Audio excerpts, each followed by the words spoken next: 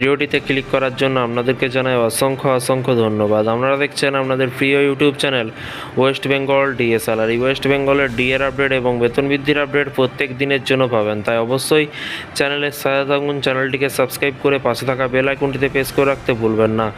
মামলার তারিখ পিছিয়ে একাধিকবার, তাই এবার কিন্তু রাজনৈতিক হস্তক্ষেপের দাবি জানালো যৌথ মঞ্চ। মামলার তারিখ পিছিয়েছে একাধিকবার, কিন্তু তাই এবার কিন্তু রাজনৈতিক হস্তক্ষেপের দাবি জানালো যৌথ মঞ্চ। কী বলা হয়েছে বিস্তারিত জেনে নেব। বিগত বেশ কিছু মাস ধরে একটানা রাজ্য জুড়ে ডিএ নিয়ে কিন্তু বিক্ষোভ চলছে। এই ইস্যুতে দায়ের হয়েছে কিন্তু মামলাও। যদিও বাংলা সরকার তাদের অনুকূলে এখনও পর্যন্ত কিছু ঘোষণা করেনি। এই পরিস্থিতিতে কিন্তু ভাতা বেড়েই কিন্তু চলেছে কেন্দ্রীয় সরকারি কর্মচারীদের, যেখানে দীর্ঘ প্রায় 1.5 বছর ধরে কিন্তু কেন্দ্রীয় হারে ডিএর ইস্যুতে আন্দোলন চালাচ্ছে রাজ্যের সরকারি কর্মচারীরা। হাইকোর্টে জয় মিললেও কিন্তু বর্তমানে মামলা ঝুলছে সুপ্রিম কোর্টে।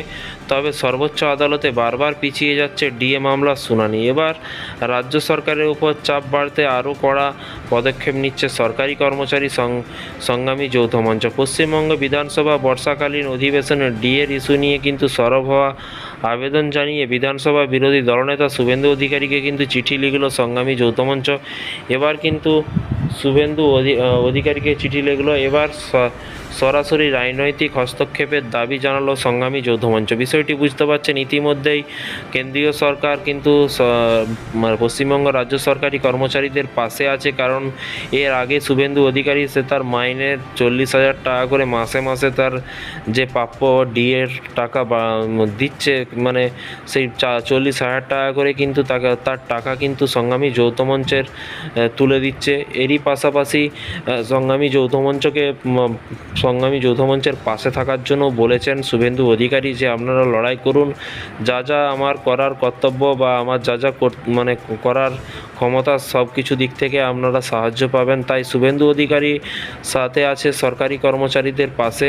তো দেখা যাক কি হয়, শুনানিতে বোঝা যাবে কি আপডেট আসে, আদৌ ডিএ দেবে কি দেবে না। মাননীয় মুখ্যমন্ত্রী তো সব কিছু করছে, বেতন বৃদ্ধি করছে, লক্ষ্মীর ভাণ্ডার টাকা বৃদ্ধি করেছে, সব কিছু করছে, কিন্তু যাদের জন্য এই এত ভোট এত কিছু, তাদের জন্য কি করে শুধু দেখা যাক। এই ছিল আজকে একটি ছোট্ট আপডেট। এই ধরনের আপডেট পেতে চ্যানেলটিকে সাবস্ক্রাইব করে রাখবেন। Thank you.